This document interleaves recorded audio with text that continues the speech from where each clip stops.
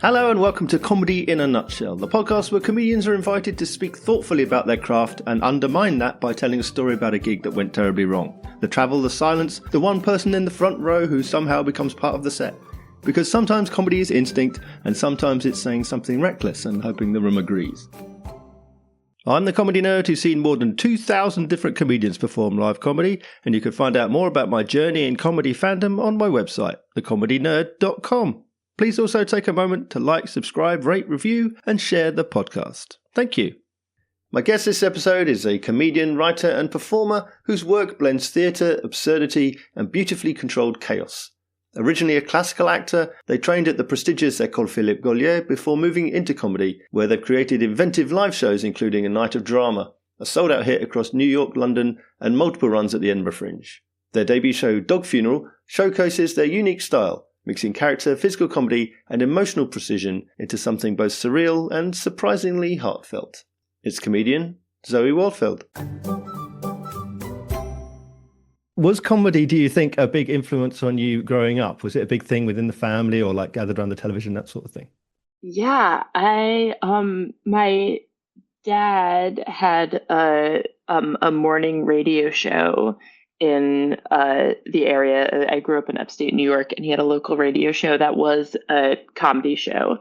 And he it was very lucky to make his living for a long time off of being a comedian in our local area.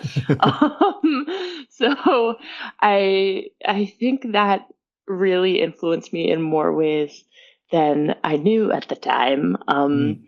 And he just to this day, he's a very funny person to be around in ways that he doesn't even realize. And so is my mom. Both of my parents are just really, really funny and clowns in their own right. So does that mean that comedy was super influential in making you want to do it, or that you more rebelled against it? Because I know that you studied classical acting. Yeah, I studied classical acting more because it was anytime that I saw people on stage, I went to a lot of dance recitals when I was really young. I had friends who were taking tap and jazz, and whenever I went to a dance recital, I was I really want to do what they're doing. I want to be on stage. That seems like so much fun. And I grew up in a very small town, and there was not a lot of artistic electives. And the thing that you could do at the school to be on stage was the musical. There was only the musical up until I was in high school, which is for you guys, high school is what secondary school. Second school. Okay, nice. Or nice. Senior school if you're my age. Senior school. Yeah, junior school and senior school. Got it. So in senior school, or up until senior school, it was just musicals, and I cannot sing or dance to save my life. And I would always audition, and I sometimes got very small parts, but I most of the time was just on the crew. I was never able to cut it in the very difficult world of musical theater in my very small town.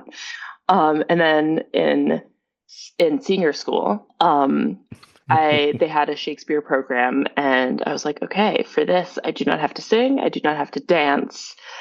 I can potentially be on stage. And I just had a lot of fun doing that. It was very low stakes, and the folks who directed the Shakespeare shows were really just about making it fun. And I think that I wasn't really thinking about drama versus comedy at the time. I was just I can be on stage. That's great.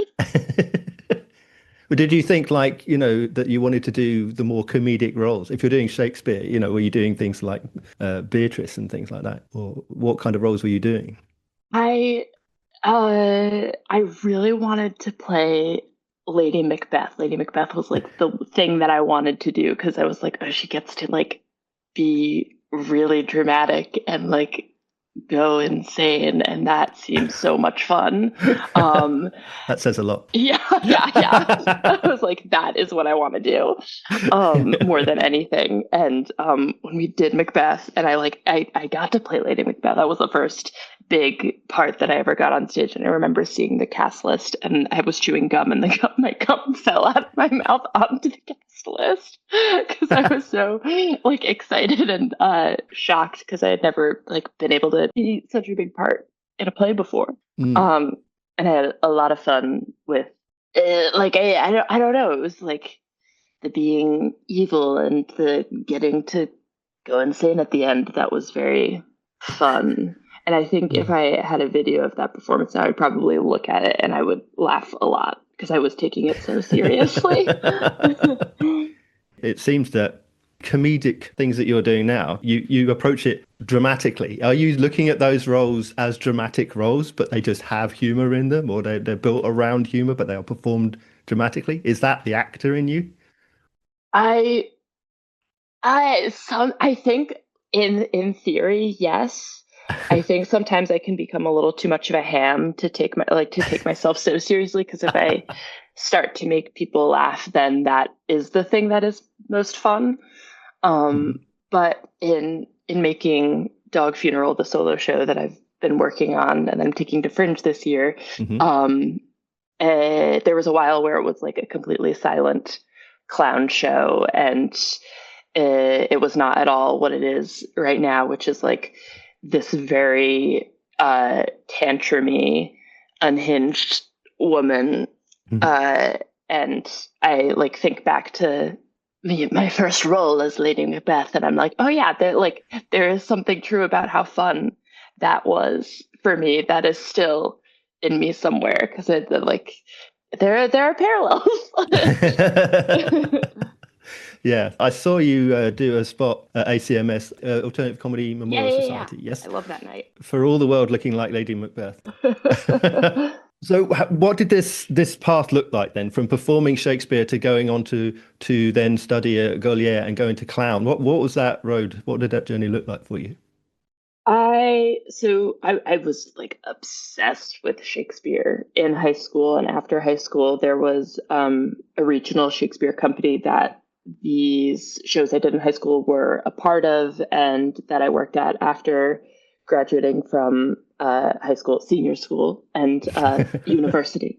And I was there like for the better part of 8 years after becoming an adult, and I was just so invested um, in classical theater. I was never really curious about anything else because I was not a good student in school. I wasn't good at really anything, and I felt like I was good at Shakespeare, and I kind of latched onto that and didn't really let myself be curious about anything else. Hmm. Um, and there, it was like right before the pandemic. I was like, I'm not having fun with this anymore. It's not fun to be on stage.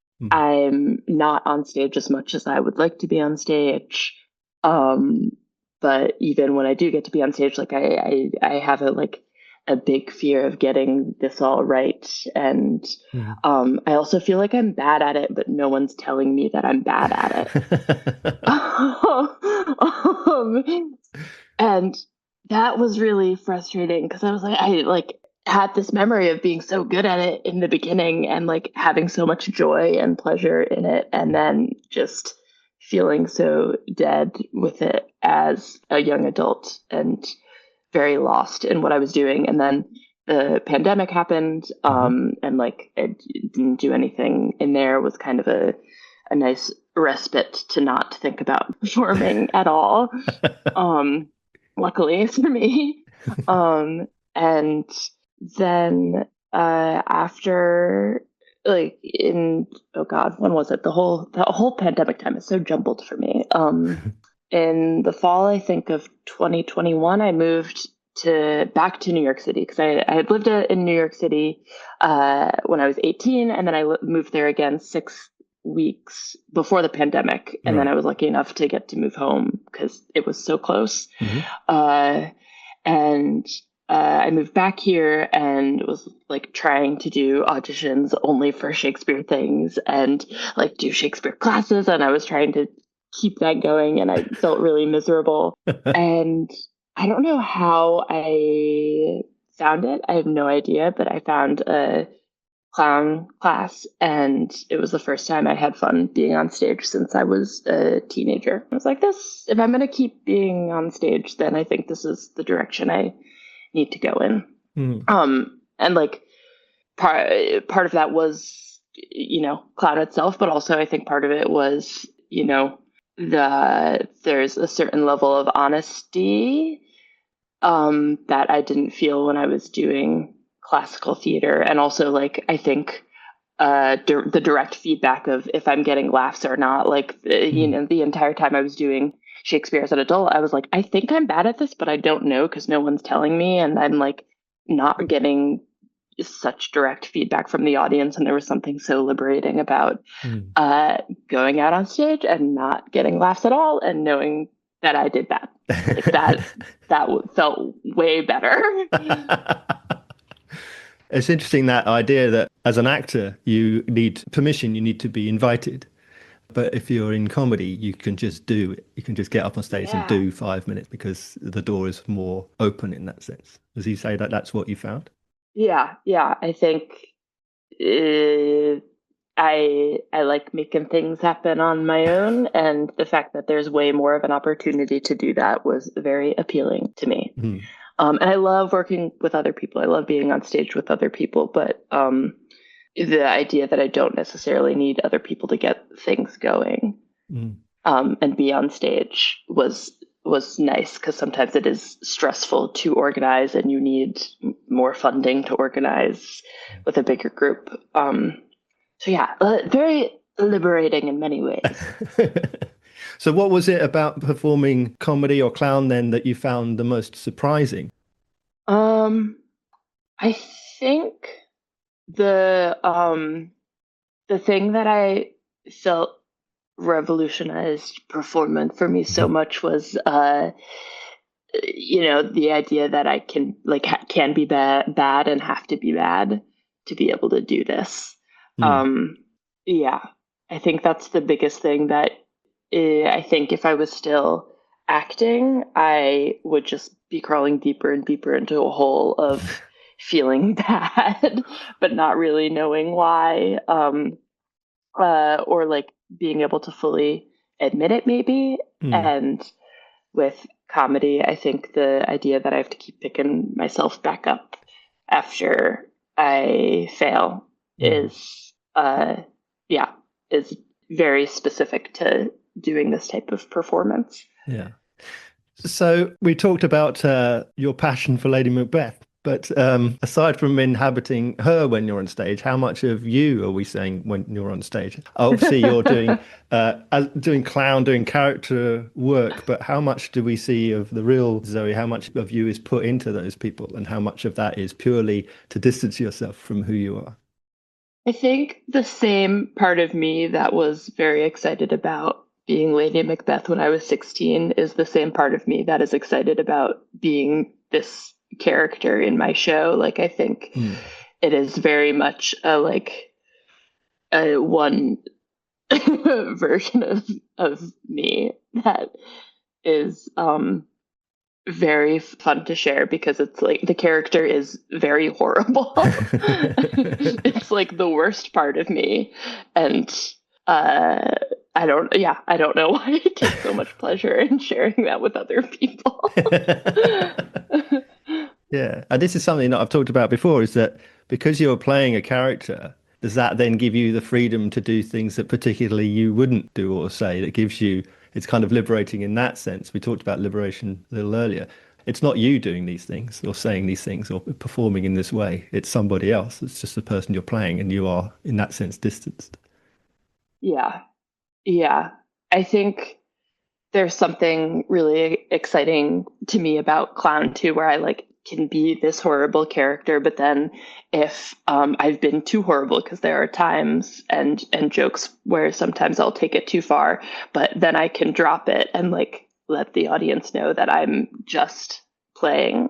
this character, this horrible version of me does not exist fully in this way. Um, yeah, I think being a character is very liberating. Yeah. Do you surprise yourself that what the character does or says at any point that you go, I didn't know they were going to do that? Yeah, I think there are definitely noises that come out of me that I don't know I can make before. um, uh, and then yeah, there's some jokes that I'm like, I just can't believe I'm making these jokes right now, and they're not working. And sometimes they work, and some of them have been cut. We're still very much in the process of figuring out how far to push how horrible this character is. Yeah. So how far then does improvisation play a part then? Because we're going to talk about your upcoming hour show, but obviously you've worked on this, you've been preparing it, you've been rehearsing. How far do you still use improvisation on stage when you're performing what is essentially a scripted character?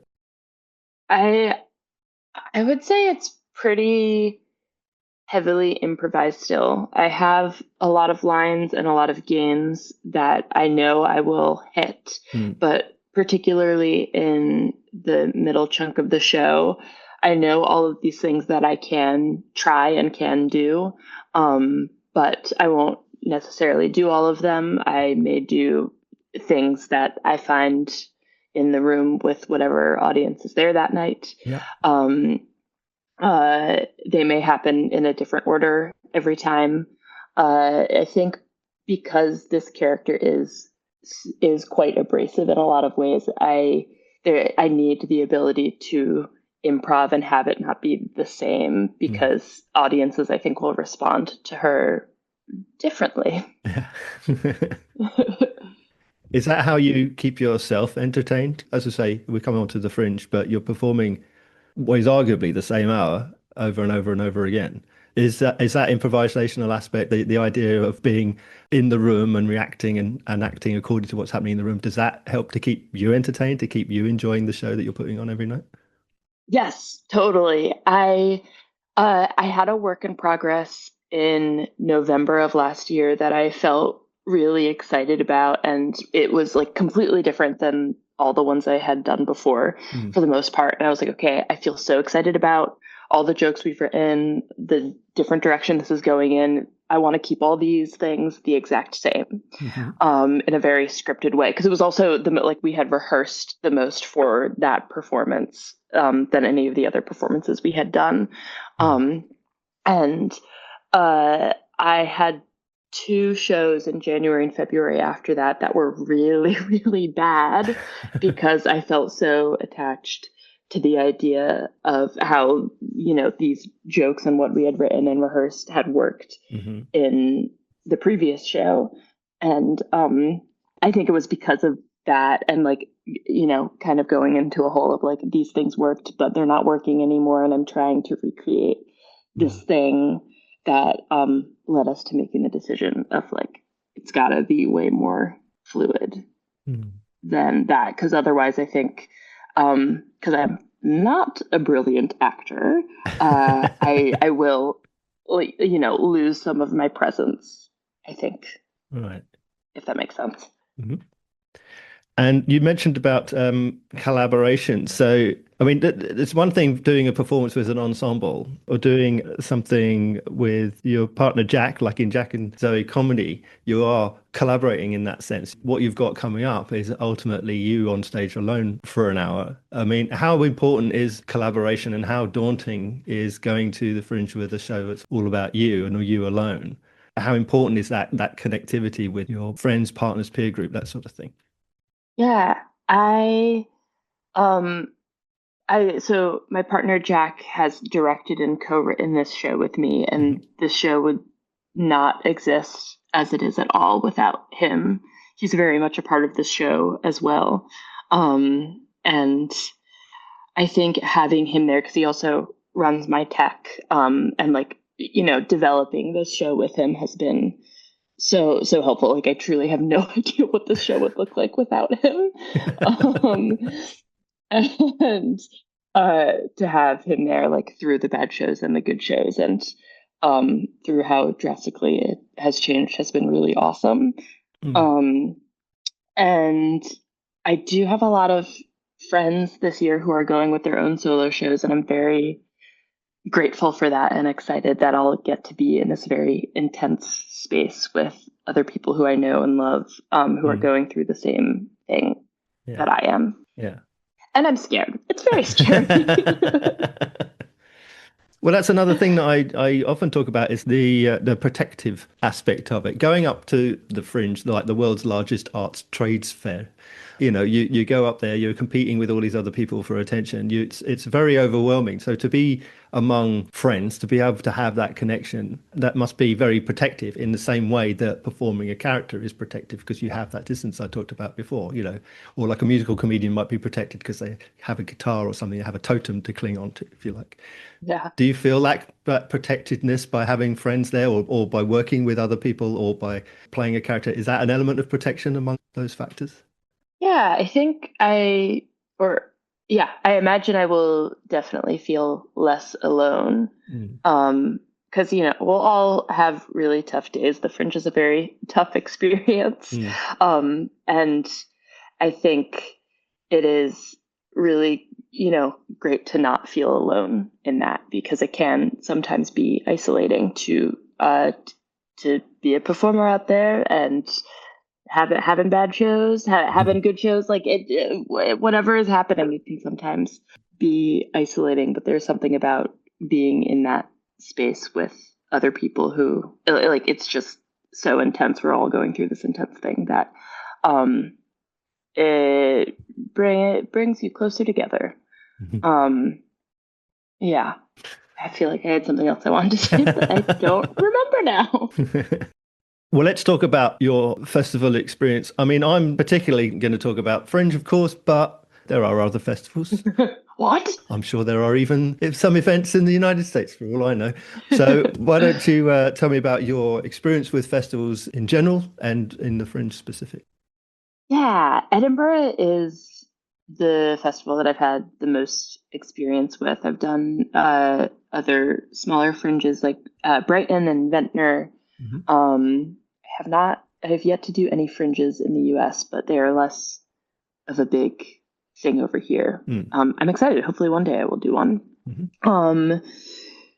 And yeah, I've only ever done Edinburgh with the live directed melodrama clown show that my partner Jack and I have called A Night of Drama, Yeah.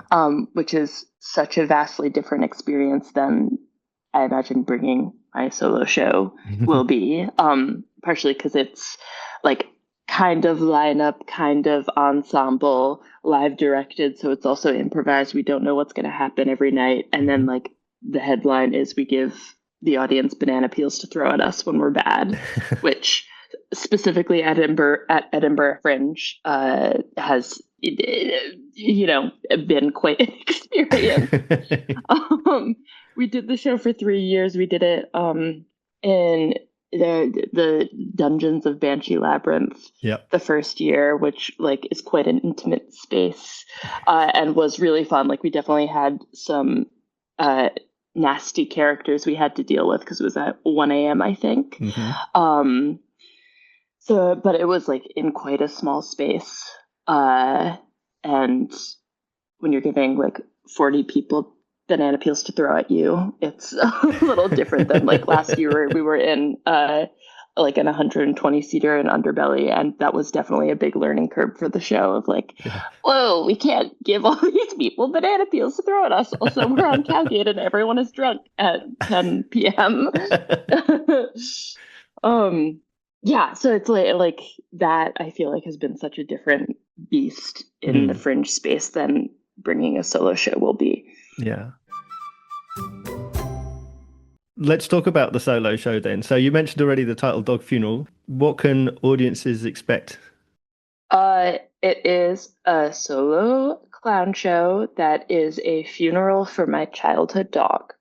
And that is what the show is. Yeah. There is audience participation. It's quite a dark sense of humor in a lot of ways. Mhm. But it's also like it's a comedy show. It's not going to be a depressing show about a, a dead dog. Which I'm realizing, like, I think the title of the show is quite funny, but I think it has maybe hurt ticket sales in some places, which I didn't, this is my first time doing this. I didn't think about that too hard. So this is your solo debut this hour. It is. How do you feel about that? I mean, and I often ask this, that how does the word debut hang over you like a sword of Damocles? This is your introduction to the industry, saying this is what I can do. Is that a Yeah. big weight over you? I think if I think about it too much, it is a big weight for me. Okay, well, forget I said anything. No. And like I think all of the industry things that are important, and I am like doing this in a lot of ways for those things. I need to forget about them to, have fun, which is like the original, the genesis of wanting to do this. Yeah, 'cause I feel like debut is a scary word Yeah. in the world of fringe. So there's so much pressure with a debut. Yeah. I am realizing now that when I phrase the question, don't mention the sword of Damocles. How are you? Are you excited about your debut with the sword of Damocles? Maybe I could rephrase. It's gonna be scary no matter what, no matter how you say it. You can only be newcomer once. Yeah. Yes, it's true. It's true. It's true. Yeah. It's yep. That's it. That's all. Fair enough.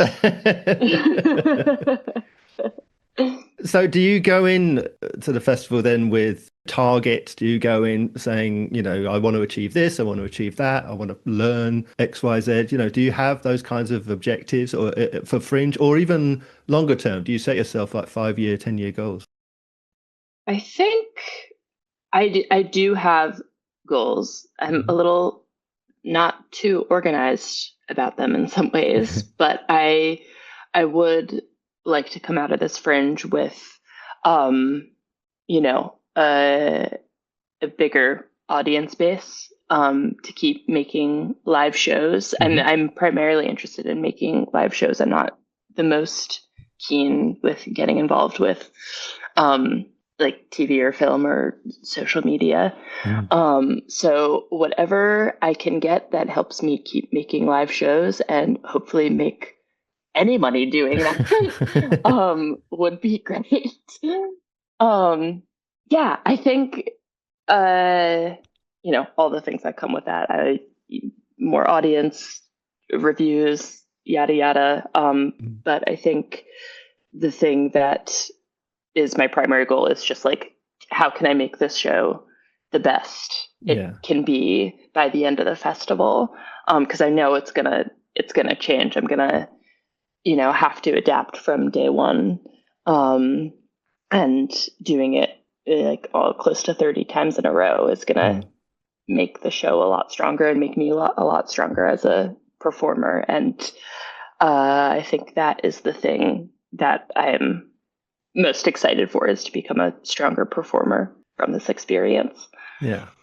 And what about, to put the fear of God in you even further, the massive competitive stakes where you've got thousands of shows competing for an audience's attention? What is your competitive side? Do you have a competitive streak in you? When I was a kid at recess and we played tag, if the person who was it started coming after me, I would sit on the ground.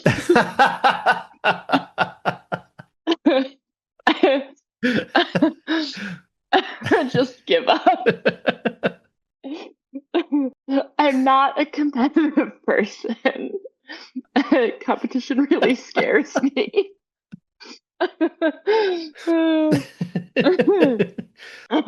But at the same time, I want to be the best at what I'm doing.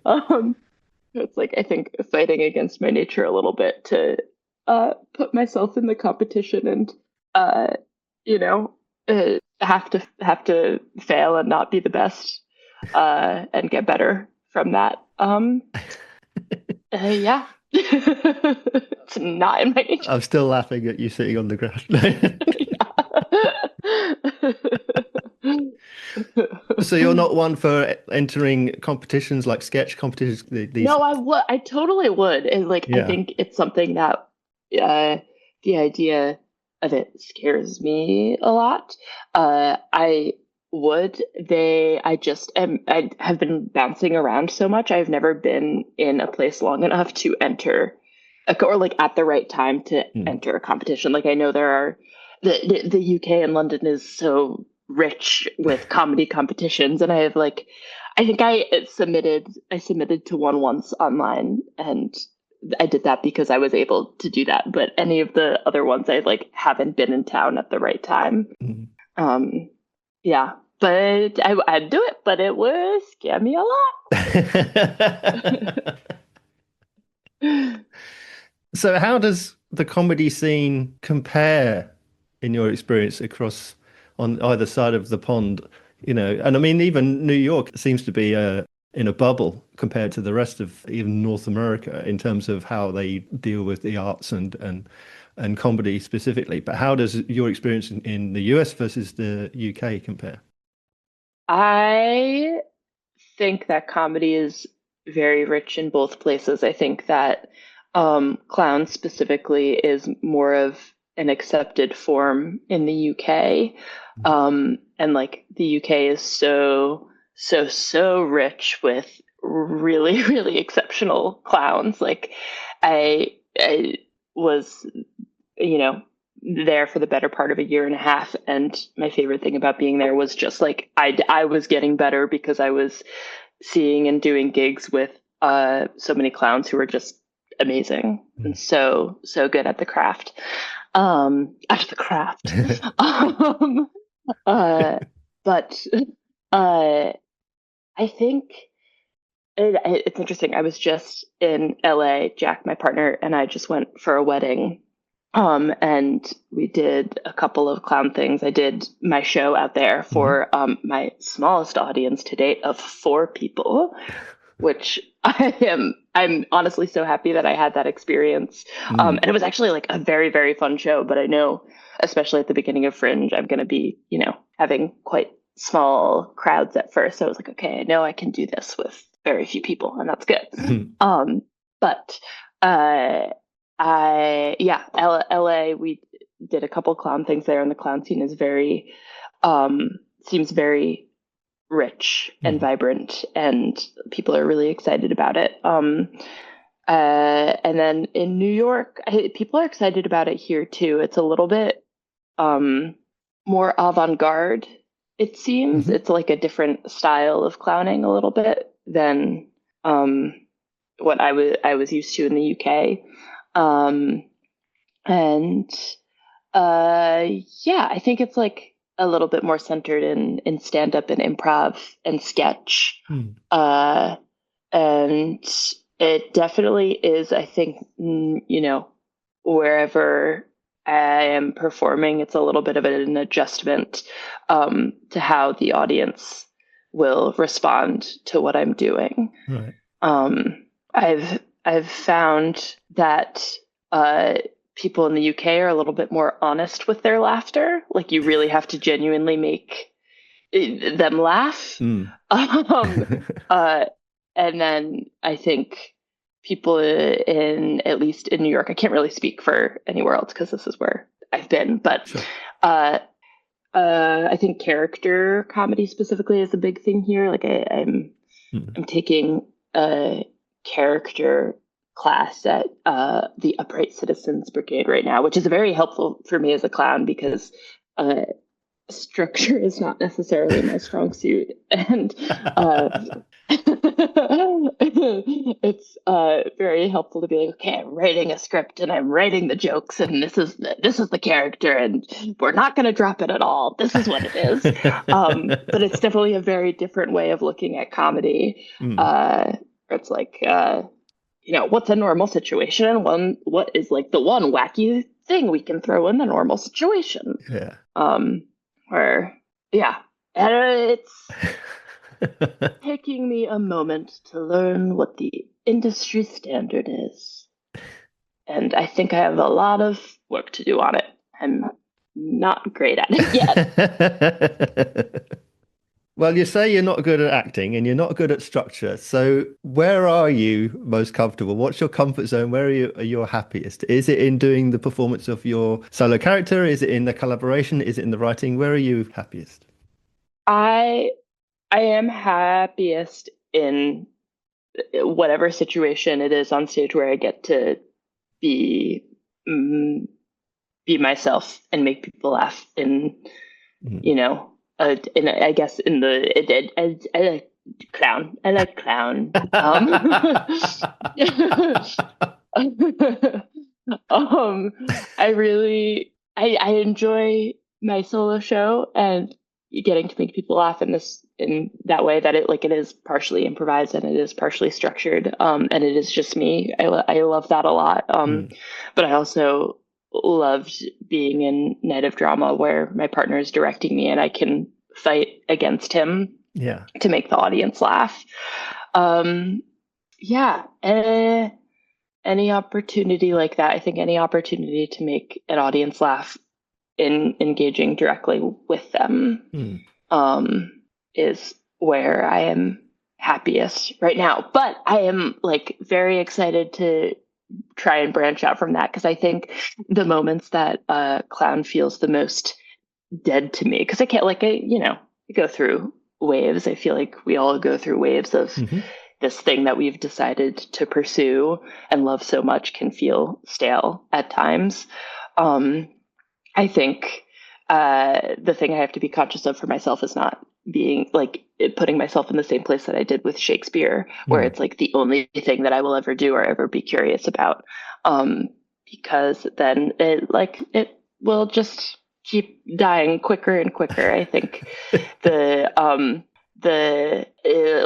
it's important to keep being curious about it and exploring other types of performance, not necessarily just comedy. Mm. Um, yeah, and like there's something really great about, I think, the idea of clown and how you have to keep failing. Yeah. That is a good way to approach all these other things. Like I can be so bad at it, and that is okay. So on the subject of A Night of Drama, so in Time Out in New York said that it was one of the best shows of 2024. And you mentioned briefly when we talk about Fringe and reviews and things like, how do you feel about that kind of, industry feedback or, awards and accolades and that? Is that the sort of thing? Because you mentioned about not being particularly competitive. I say not particularly, like being awfully not competitive. But how do you feel about the kind of feedback? We've mentioned also about audience feedback in the room and about that instantaneous nature of in-room feedback. But how do you feel about like awards and reviewers and that sort of broader industry feedback? Hmm.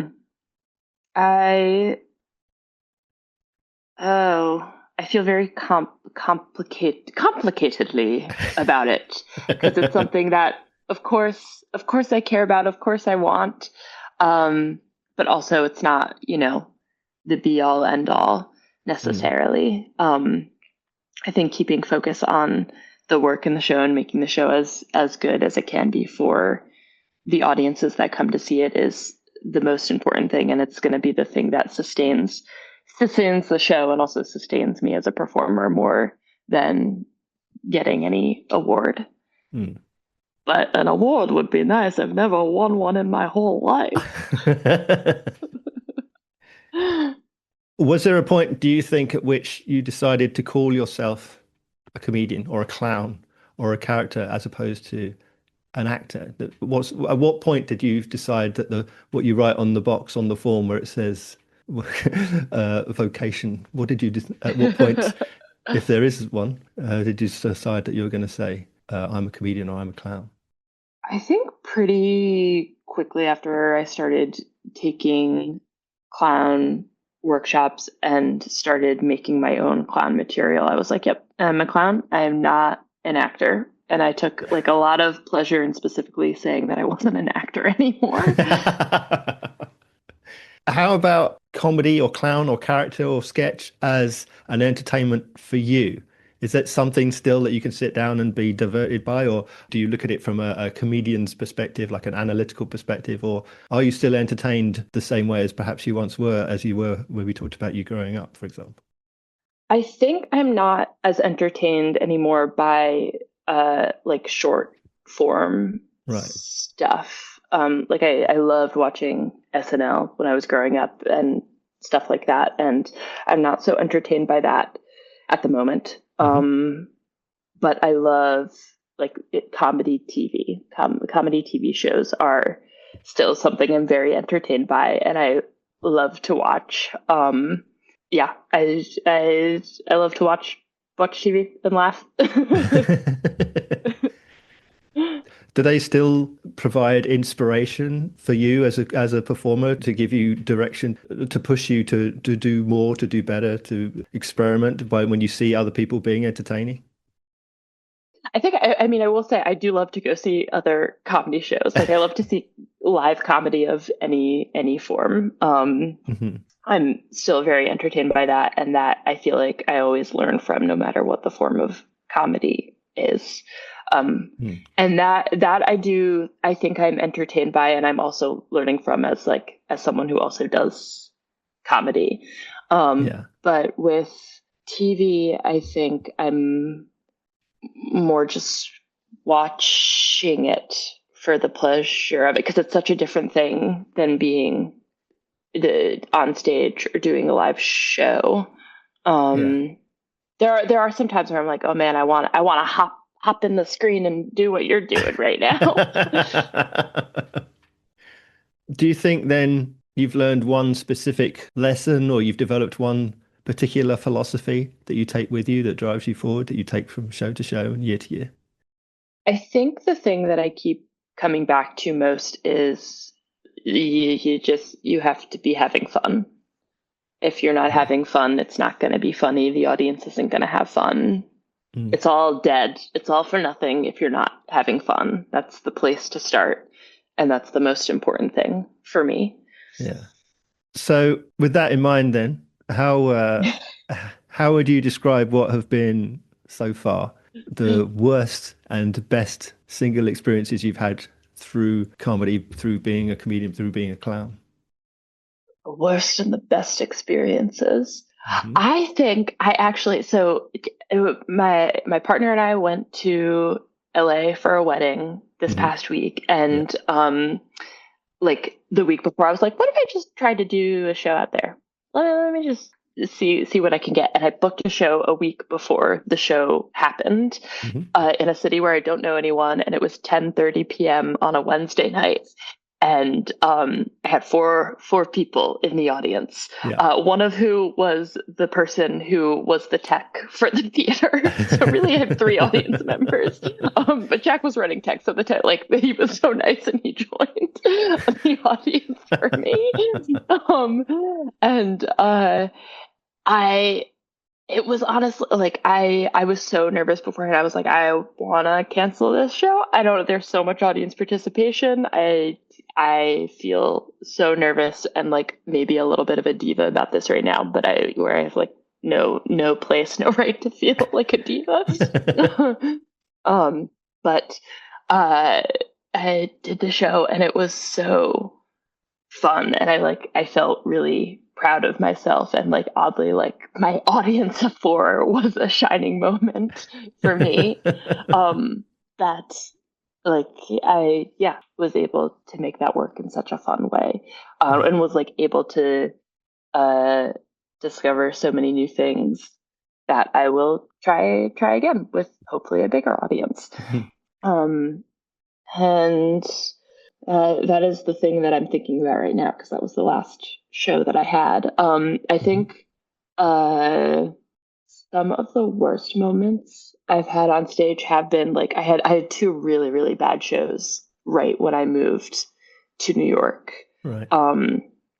and part of that was, I think, wanting the shows to go in the same way that a good one had gone, and part of it was also adjusting to audiences in New York. I think I had a moment maybe of not liking audiences here because they were not the same as audiences in the UK. They're different. It's different people, different cultures. And like, I think I got into a little bit of a rut of like, oh, I don't like the audiences here. And I would go on stage and like already not like them when they hadn't done anything to me. And I'm talking about audiences also that had like friends of mine in them that just like had this horrible attitude that I have since gotten over. And like I think that was a good lesson of like you have to go out on stage and you have to love the audience no matter what. Yeah. And from all the bad experiences, I feel like I've learned more than the good experiences, which is a cliched thing to say. Yeah. What other? We had in our learning curve for a night of drama at Fringe last year.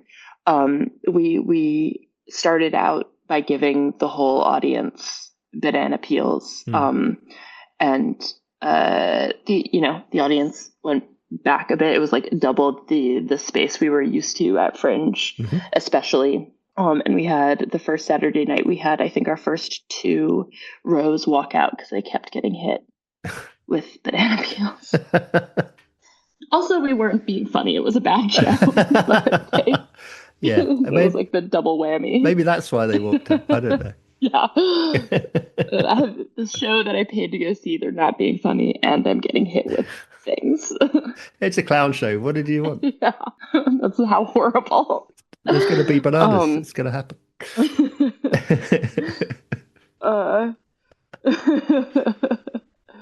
So after that, only the first 4 rows got banana peels. But this year's show is going to be dynamite for sure. I mean, I've asked you a little bit about what it's going to sound like. I've seen small extracts from it. So let's spin this around. Let's put it on the upside here. What, have I been too negative? Well, a pitch. Give me your best flyer pitch. Is that it?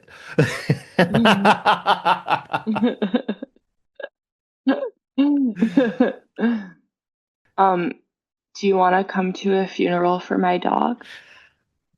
And I have this like huge opera style, like Victorian morning gown that I'm going to wear on the streets of Edinburgh and invite people to my dog's funeral.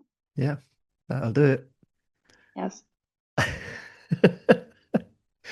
So how can people find out all about you and where they can come and see you performing? Where I